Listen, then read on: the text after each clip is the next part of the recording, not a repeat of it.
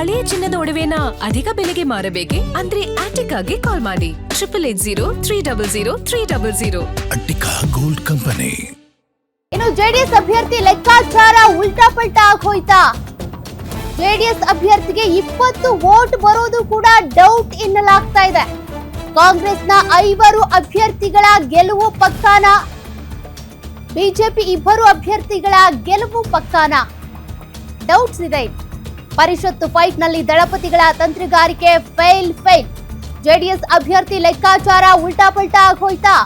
ಏನ್ ಅಂದ್ಕೊಂಡಿದ್ರು ಅದೆಲ್ಲವೂ ಕೂಡ ತಲೆ ಕೆಳಗಾದಂತೆ ಕಾಣಿಸ್ತಾ ಇದೆ. ಒಗ್ಗಟ್ಟಿಲ್ಲ. ಬಿಜೆಪಿ ಜೆಡಿಎಸ್ ಹೆಸರಿಗಷ್ಟೇ ಮೈತ್ರಿ. ಇಂಥ ಎಲೆಕ್ಷನ್ ಬಂದಂತ ಟೈಮಲ್ಲಿ ಕೈ ಕೊಡ್ತಾರೆ, ಕಾಂಗ್ರೆಸ್ ಅಭ್ಯರ್ಥಿಗಳಿಗೆ ವೋಟ್ ಮಾಡ್ಬಿಡ್ತಾರೆ. ಬಿಜೆಪಿಯಲ್ಲಿ ಜೆಡಿಎಸ್ ನಲ್ಲಿ ಇರುವಂತವರು ಆ ಅಭ್ಯರ್ಥಿಗಳಿಗೆ ಬಿಟ್ಟು ಬೇರೆಯವ್ರಿಗೆ ವೋಟ್ ಮಾಡ್ಬಿಡ್ತಾರೆ. ತಮ್ಮ ಅಸಮಾಧಾನ ಇಂಥ ಟೈಮ್ನಲ್ಲಿ ಹೊರ ಹಾಕ್ತಾರೆ.